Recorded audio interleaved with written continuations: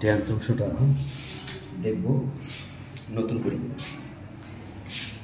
আমরা চাই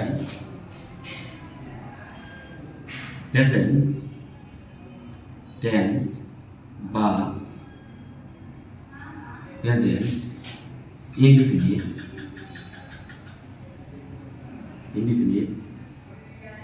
present tense অথবা প্রেজেন্ট ইনডিফিনিট টেন্স বাংলা চেনার উপায় আমরা আগে বাংলা চিনব। বাংলা চিনব এইভাবে। প্রেজেন্ট টেন্স অথবা প্রেজেন্ট ইনডিফিনিট টেন্সে থাকবে স্বরবর্ণ বা কার বা অন্তঃস্থ এরই থাকে। আমরা এটাকে বলবো প্রেজেন্ট টেন্স অথবা প্রেজেন্ট ইনডিফিনিট টেন্স। এখন আমরা যাব পাস্ট টেন্সের কাছে। পাস্ট টেন্স বা past indefinite tense. Past tense বা পাস্ট ইনডিফিনিট টেন্স এটা আমি চিনতে পারি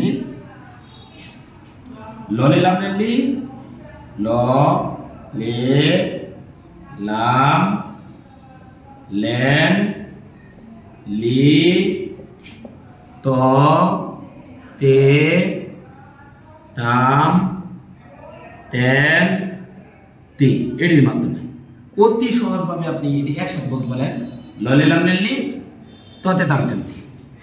এটি যদি ক্রিয়া শেষে থাকে তাহলে আমরা ওটাকে চিনে নিব ওটা কি টেন্স হিসেবে, পাস্ট টেন্স হিসেবে। আমরা এখানে প্রেজেন্ট টেন্স হিসেবে থাকবে স্বরবর্ণ বা কার। স্বরবর্ণ বলতে আমরা বুঝি স্বরে অস্বরে যেগুলো আছে 11টা বর্ণ, আর কার হলো 10টা, 11 আর 10 21, আর অন্তঃস্থ এই মিল্লা হলো আপনার কয়টা শব্দ, 22টা শব্দ। 22টা শব্দ যদি থাকে তাকে আমরা প্রেজেন্ট টেন্স অথবা প্রেজেন্ট ইনডিফিনিট টেন্স বলবো। অনুরূপভাবে যদি ক্রিয়া শেষে ললে লামলে লি ততে তাম তেন তি এর মধ্যে কোনো একটা থাকে তাহলে আমরা সেটাকে বলবো পাস্ট টেন্স। এখন আমরা এখানে কিছু বিষয় সুন্দর করে দেখে নিই। সেটা হলো যদি প্রেজেন্ট টেন্স গেল পাস্ট টেন্স গেল আর ফিউচার টেন্স ফিউচার টেন্স বা future indefinite tense. Future indefinite tense. তাহলে ফিউচার টেন্স অথবা ফিউচার ইনডিফিনিট টেন্স এটা আমরা চিনব ব বে বেন বো বি ববে বেন ববি এটি থাকলে ওটাকে আমরা বলবো ফিউচার টেন্স অথবা কি ফিউচার ইনডিফিনিট টেন্স। এখন আমাদের সবগুলা present tense, past tense, future tense এগুলো আমাদের শেষ হলো। এখন আমরা যাব continuous tense. Continuous tense. Continuous টেন্সের বাংলা চিহ্ন আমরা তে দিয়া। কন্টিনিউয়াস টেন্সের বাংলায় কি থাকবে? তে। কি থাকবে? তে। কন্টিনিউয়াস টেন্সের বাংলায় তে থাকবে। হ্যাঁ, এটা দিয়ে আপনি চিনে নেবেন। কন্টিনিউয়াস টেন্সের বাংলায় থাকবে কি? তে। এখন আমরা যাব perfect tense. Perfect P R F E C T perfect T N S E perfect tense. হ্যাঁ, পারফেক্ট টেন্সের বাংলায় থাকবে আ। মনে রাখবেন পারফেক্ট টেন্সের বাংলায় কি থাকবে? আ। পারফেক্ট টেন্সের বাংলায় কি থাকবে? আ। তাহলে কন্টিনিউয়াস টেন্সের বাংলায় থাকবে তে, পারফেক্ট টেন্সের বাংলায় থাকবে কি? আ। এখন আমরা যাব perfect continuous tense. Perfect continuous tense সেটা আপনি এখানে একটু মনোযোগ দেন। সেটা হলো পারফেক্ট কন্টিনিউয়াস টেন্সে পারফেক্ট কন্টিনিউয়াস টেন্স এটার বাংলা আমরা চিনব কিভাবে? এটার বাংলা চেনার জন্য আপনি দেখবেন এটার মধ্যে তে থাকবে প্লাস দীর্ঘ সময় থাকবে। প্লাস কি? দীর্ঘ সময়। সাধারণত প্রেজেন্ট পারফেক্ট কন্টিনিউয়াসে দীর্ঘ সময়টা অবশ্যই থাকে, অফকোর্স থাকে এখানে, কিন্তু এটা হলো প্রেজেন্ট পারফেক্ট কন্টিনিউয়াসের ক্ষেত্রে past perfect continuous, future perfect continuous এখানে সময় উল্লেখ থাকলেও থাকতে পারে, নাও থাকতে পারে। এটা সাধারণত কন্টিনিউয়াস টেন্সের মতোই হয়ে থাকে। এখন আমরা আমাদের সবগুলো টেন্স এখানে শেষ। এখন আমরা একটু চিনব যে এগুলো আমরা চিনতে পারি নাকি। যা আমরা আলোচনা করতেছি এটা চিনতে পারিনি, সেটা হলো ক্রিয়া ছাড়া বাক্য।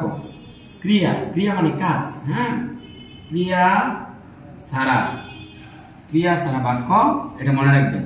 ক্রিয়া ছাড়া বাক্য প্রেজেন্ট ইনডিফিনিট, প্রেজেন্ট ইনডিফিনিট,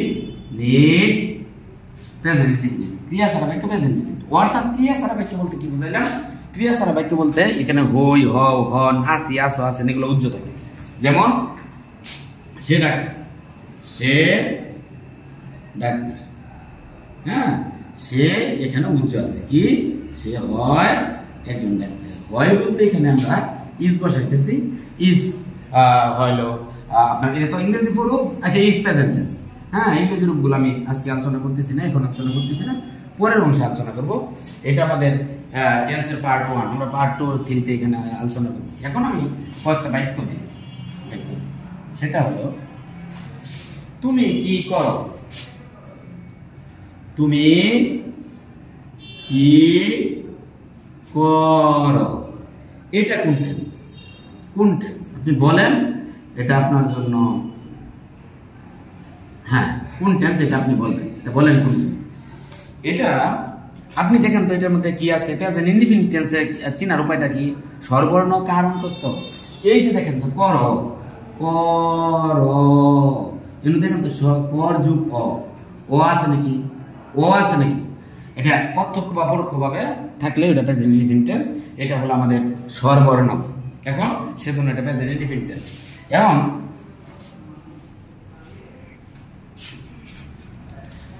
এখন আমি কি বলি?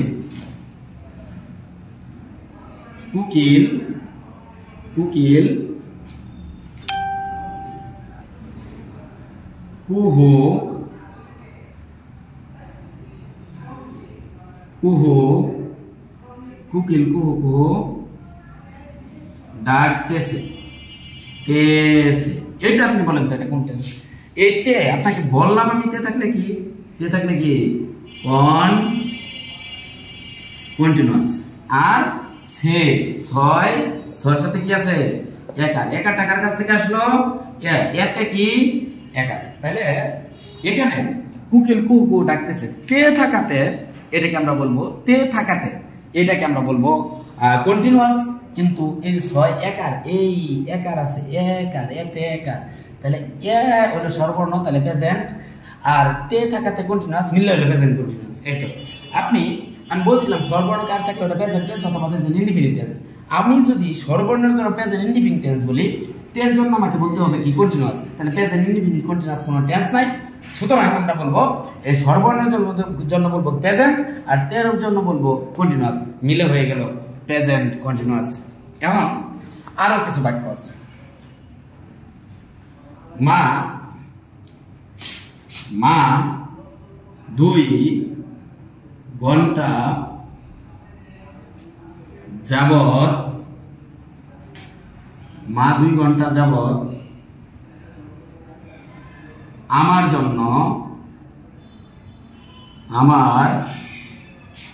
জন্য অপেক্ষা করতেছে। এখানে আপনি খেয়াল করেন, এখানে তে আছে, তে আছে মানে কি? কন্টিনিউয়াস। এখানে কি আছে?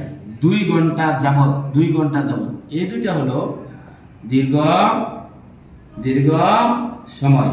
তাহলে দীর্ঘ সময় আর যদি তে থাকে, হ্যাঁ, তে থাকলে কন্টিনিউয়াস, আর দীর্ঘ সময়, তে প্লাস দীর্ঘ সময় থাকলে এটা হলো আপনার পারফেক্ট কন্টিনিউয়াস।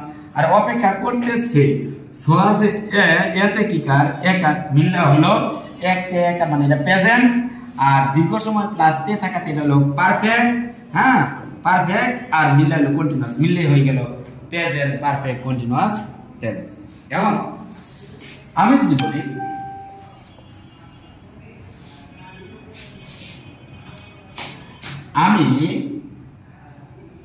আমি গেলাম,